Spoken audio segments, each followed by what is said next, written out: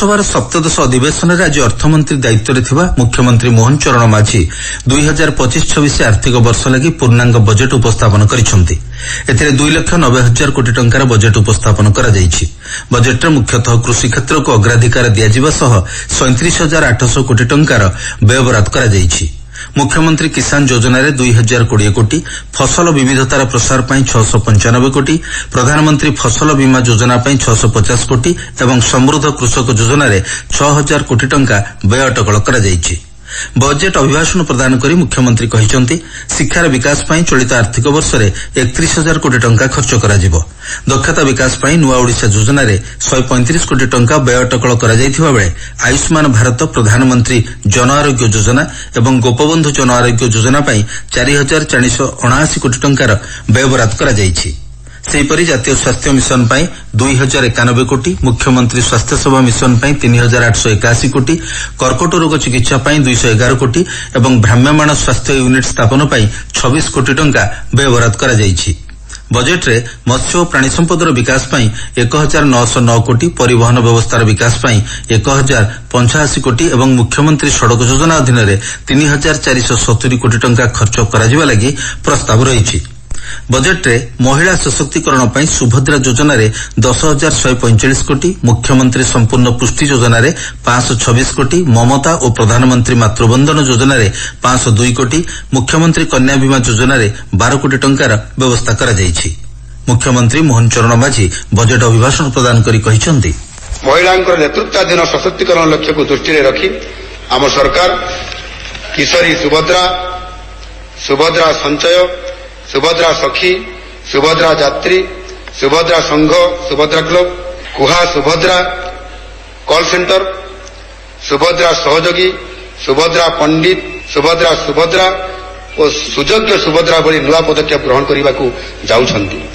2025-26 आर्थिक वर्ष में महिलांकर सुरक्षा सुनिश्चित करने सुभद्रा योजना रे 10,150 कोटी टंका एवं सुभद्रा सुरक्षा योजना रे 153 कोटी टंकार प्रस्ताव अछि। 2 दिनिया भारत गस्तरे आसुथिबा कतार अमीर शेख तमीम बिन हमाद अल थानी आसंताकाली राष्ट्रपति द्रौपदी मुर्मू एवं प्रधानमंत्री नरेंद्र मोदी सह साक्षात आलोचना करिवे। वैदेशिक व्यापार मंत्रालय पक्षरु दिया जायथिबा सूचना अनुसार आज संध्यारे कतार अमीर नुआदिल्ली रे पहुंचीबार कार्यसूची रहिछि। विदेश मंत्री डॉक्टर एस जयशंकर आज रातिरे तांको सह आलोचना करिवे।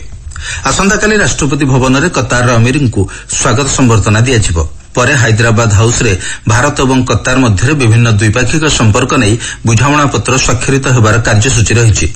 आसंताकाली पूर्वाह्न प्रधानमंत्री एवं संध्यारे से राष्ट्रपति को साक्षात करिवे। एही गस्त द्विपाक्षिक सहयोग को आहुरी त्वरान्वित करिवो बोली वैदेशिक मंत्रालय कहिछि। अमीरଙ୍କ सह मंत्री, वरिष्ठ अधिकारी एवं एक उच्चस्तरीय व्यावसायिक प्रतिनिधि दल भारत आसुछन्ति। 2025-26 पाई केंद्र बजेट रे घोषणा करा जायथिबा रप्तानी प्रोत्साहन मिशन अधीन रे रप्तानीकारीଙ୍କ ପାଇଁ योजना चूड़ांत करबा निमंते आंत मंत्रालय बैठक अनुष्ठित हेबो। वैदेशिक वाणिज्य महानिर्देशक संतोष कुमार षडंगी कहिसंति योजनार विवरणी प्रस्तुत हेबा परे केंद्र कैबिनेट रो अनुमोदन लोड़ाजिबो। वाणिज्य, एमएसएमई और अर्थ मंत्रालय एही सब योजना उपरे कार्य करुथिबा श्री षडंगी कहिसंति। जातीय पारा एथलेटिक्स चैंपियनशिप 23तम संस्करण आसंताकालीठारु आरंभ हेबो। चेन्नई स्थित जवाहरलाल नेहरू स्टेडियम रे आरंभ हेबाकु थिबा एही प्रतियोगिता रे 1,476 जन पारा एथलेट भाग नेबे। चेन्नई पक्षरु प्रथम थर पई एही चैंपियनशिप आयोजन करा जाउछि।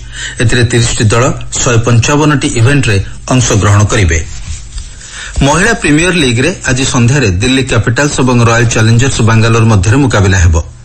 भारतीय समय आज संध्या 7:30 समय भदोदरार कोटाम्बी स्टेडियम रे मैच खेलाजिबो। गतकाली अनुष्ठित मैच रे गुजरात जायंट्स 6 विकेट रे यूपी वॉरियर्स को परास्त करिथिला। आज सुधा royal challengers Bangalore, Delhi capitals और गुजरात जायंट्स 2 पॉइंट समान स्थिति रे अछंती।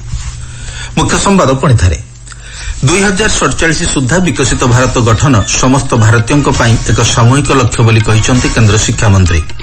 नुआदिल्ली रे आरंभ हैला भारत और बांग्लादेश मध्य सीमा समन्वय संपर्कित सम्मेलनी। 2025-26 आर्थिक वर्ष लगी पूर्णांग बजेट उपस्थापन कले ओडिशा मुख्यमंत्री। जातीय पारा एथलेटिक्स चैंपियनशिप 23तम संस्करण आसंताकालीठारु आरंभ एवं महिला प्रीमियर लीग रे आज संध्यारे दिल्ली कैपिटल्स और रॉयल चैलेंजर्स बेंगलुरु मध्य मुकाबला।